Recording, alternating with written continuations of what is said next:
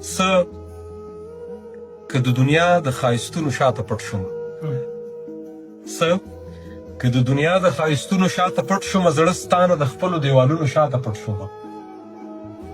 زه په څومره ډېرو لارو لاړم پناه شوم، زه په څومره ډېرو لارو لاړم پناه شوم، زه د څومره ډېرو کتابونو شاته پټ شوم.